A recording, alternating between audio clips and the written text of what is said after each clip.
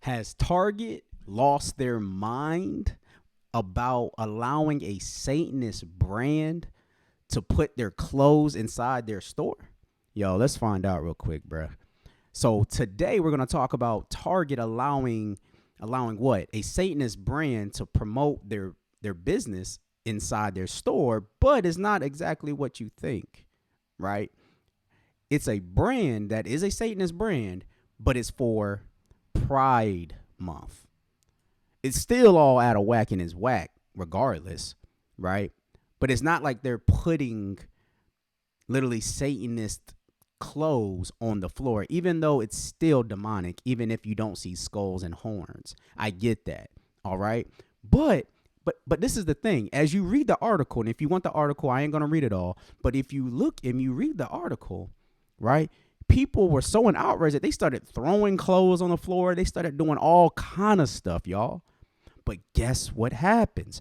Target pulls his clothes off the racks, and they say, nah, man, we're not going to sell your stuff no more. We're going to renege on the deal that we did with you in the Pride Month. But guess what happens? Read the top. Transformers, that guy's code. Transformers designer whose Satanist brand was pulled by Target sees order surge.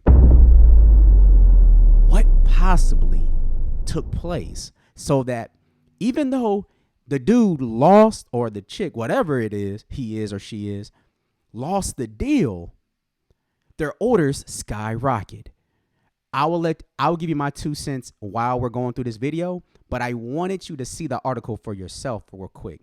But let's go ahead and get into this article. Do certain things, right? Why is this seeming agenda to it, right?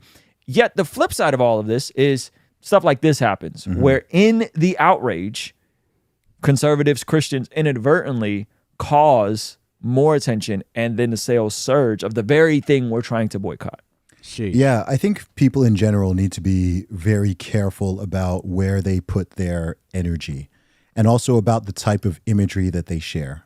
Over the last couple months, I've actually put out multiple tweets complaining and pointing out about the fact that 99% of the degeneracy I see on Instagram, on Twitter, on YouTube is actually coming from conservative platforms saying, hey, look at this crazy thing going on. It's a LGBT person twerking for children. It's a drag queen story time. It's, a book with imagery about, some really inappropriate stuff, whatever it is. But people are posting the photos, they're posting the videos, they're posting all the imagery. Yeah. And what is the line between raising awareness and promotion, right? I think that all the people doing this, they're like, hey, I'm not promoting it. I'm pointing it out to people who are saying this isn't happening or who aren't aware of it or whatever.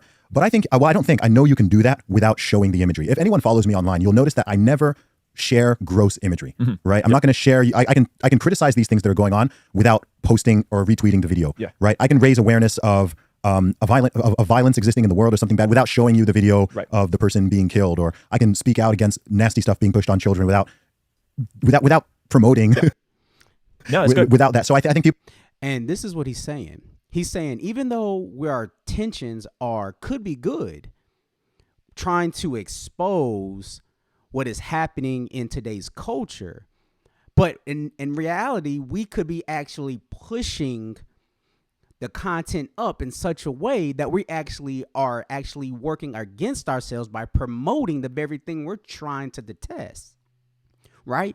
So what is the fine line between awareness and promotion, right? And a lot of times us out of shock value, us out of just being outraged, we tend to go overboard with it.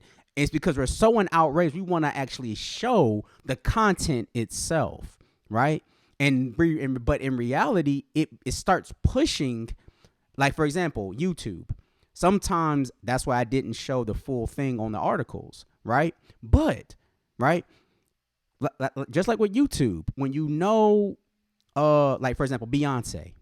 On one of my episodes, I did Beyonce. Instead of playing her video, I pulled up commentary on the very video because I didn't want to touch the algorithm, to tell the algorithm to keep promoting this debauchery. Because even if you don't like it, if you're watching it, you're promoting it. Good. Any press is good press. Hence why Little Nas X loved it when we as Christians went in outrage about his twerking on the devil in his devil Nike shoe. Not only the people that just followed Lil Nas X followed it, but what really got it popping was the Christians. Believe it or not. How dare you? It was us Christians that really promoted it. We started posting it all everywhere. We plastered it everywhere. Bro, I didn't even know it. And so many Christians were like, oh, look at this. Look at this. And then literally it caused so much of an uproar, it made people want to buy the very shoe because of our outrage and not using wisdom of how we bring awareness without promoting it. Let's keep it going. People need to be careful with both the imagery and also just with the energy in general, because where you put your energy tends to grow. That's in everything. And I think that people should put their energy, I've said this many, many times over the years. Actually, you make this point. I believe it's more important, number one, to define yourself by what you stand for more than what you oppose. And I also think it's more important to put your... Ruslan did it and I did it. Show people what you're more for than what you oppose. Right? I pray that this channel is more reflective of that, right? But this is the thing. When you are constantly against something and you're constantly, your whole channel, like YouTube channels that are all against outrage about this, outrage about that, right? That's all you're good for. People don't know what you stand for and what you really want them to do. Instead of always talking about, I'm against that, I'm against that, I'm against that. You're not pointing them to the very thing that you're supposed to be representing, and that is Jesus. People totally miss Jesus just because of your outrage towards something else.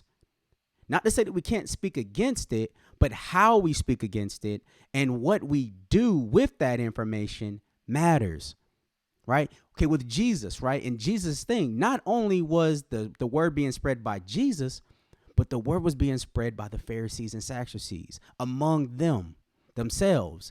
They're talking about, yo, you heard about this guy from Nazareth. You heard about this. You heard about that. Who is he? And then they're making outrageous movements. So not only who watched Jesus wasn't just followers who loved Jesus. There were skeptics that were in the midst as well. And that gave fuel in itself. But what I'm saying is, wherever the crowd is, that's where the tension is going to be, right? And we need to start focusing on more. Look, if we don't like what is on the screen, cut it off. We can speak more by our numbers and what we put our energy towards rather than us just saying what we don't like. That's why we need more creators that are Christian. Just make good content. Your content ain't always got to be outrage about something. It can just be good content for a family. It can just be good content for men, good content for women. And then over time, people spread that and say, man, this is good content. It really uplifted me. You know, they talk about this, they talk about that. And did you know they are of the faith, right? About opposing something and think that's the only way that you can fight this battle. You can also fight this battle by just making more and better content than the opposing side. That's why we as Christians that are on YouTube need to make more frequent content and better content and even more entertaining content. This is just one channel that I'm going to be doing, but I want to create manga. I want to create animations. I want to create sit downs and talks like this. I want to create multiple different things, right? Just so that it can just be good content and it steers saved people and even unsaved people to this side rather than getting it from Adam 22 and all this debaucherous type of stuff. But we just have to make the content. And that is my 2 cents, y'all, right? We just have to do it. Always talking about it is not enough. Don't shop at Target. Don't buy Bud Light. Support a local creator who is of the faith, who makes seltzer water so you don't have to buy Liquid Death. Support somebody who's a filmmaker, who's a Christian filmmaker, support it. But we don't do that. All we do is like, but we still indulge in the same content.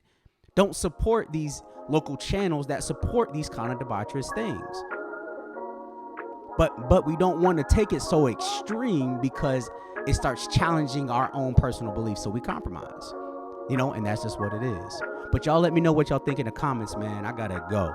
But until next time, grace and peace.